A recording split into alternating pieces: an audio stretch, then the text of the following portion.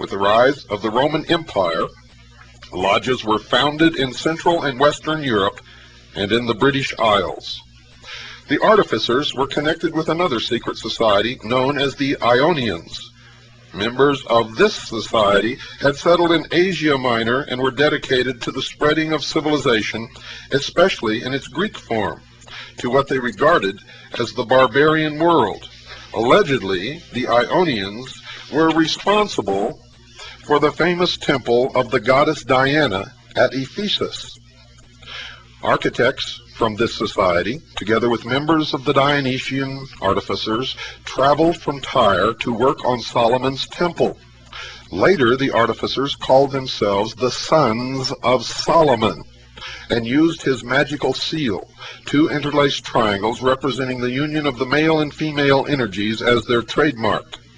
The artificers who settled in Israel founded the Chassidims, who were a guild of craftsmen skilled in the repair of religious buildings. Now, this new sect was instrumental in the foundation of the mystical Jewish group called the Essenes. The Essenes became famous through the discovery of the Dead Sea Scrolls. In occult tradition, Jesus of Nazareth was an Essene, and there are connections between this group and the medieval Knights Templar. The Dionysian artificers believed that the temples they built had to be reconstructed according to the principles of sacred geometry, which reflected the divine plan of God. They constructed religious buildings to represent the human body as a symbol of the universe. They also promoted the political idea of utopia on earth, which was expressed in symbolic form.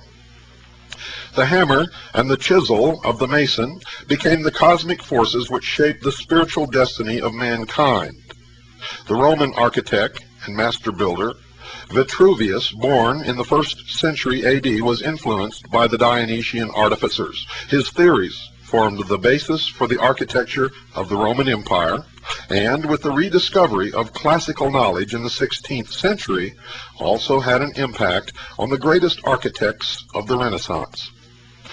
Vitruvius's concept of the magical theater representing the microcosmos of the world as a symbol of the macrocosmos of the universe was repeated in William Shakespeare's famous phrase, quote, "All the world's a stage, and all the men and women merely players," unquote.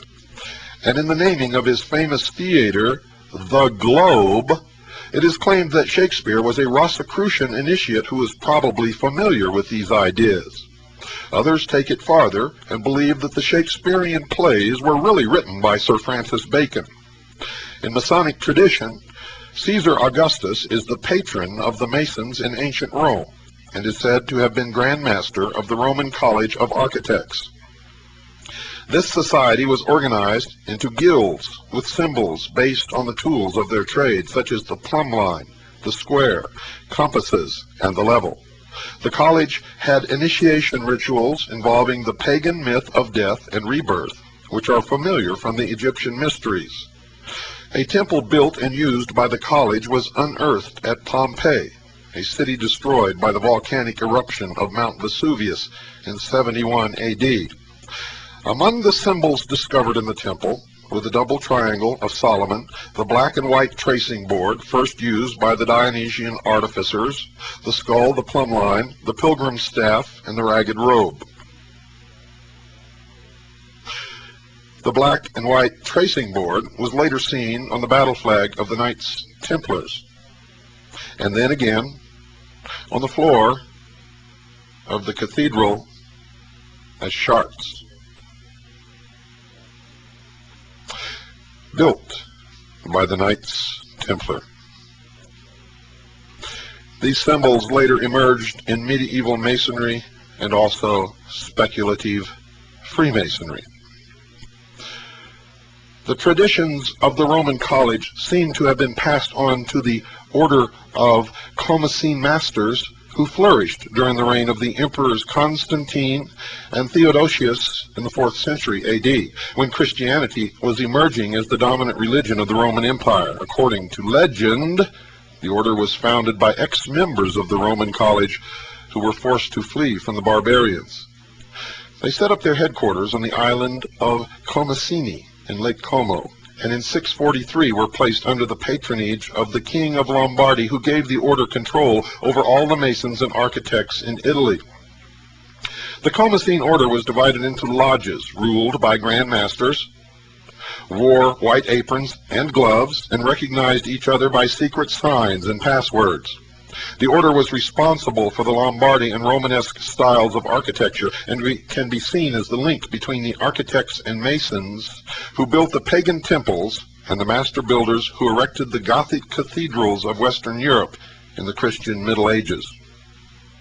There is evidence that the Comacene masons traveled all over Europe, and according to the historian Bede, even reached Anglo-Saxon England, where they built a church in Northumbria.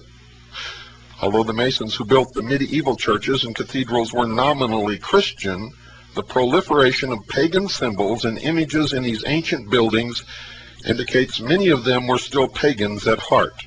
And folks, this is what I explained to you about the pyramidal structure of organization in these secret societies. Those at the bottom may go to a Christian church and really believe that they are Christian, or attend other religions. But as they progress through the degrees of initiation, they are indoctrinated into the old pagan religions, and the old gods come back to them with a vengeance until they reach the top.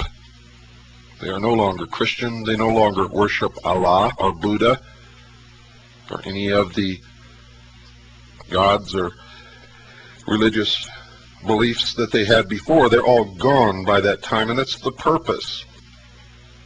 You see, if those at the bottom were exposed all at once to what they would eventually learn through going up the degrees of initiation, none of them would stay long enough to get to the top.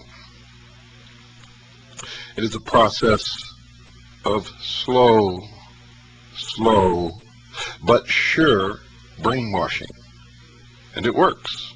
Works very, very good. Pagan symbols found include the Shila-na-gig.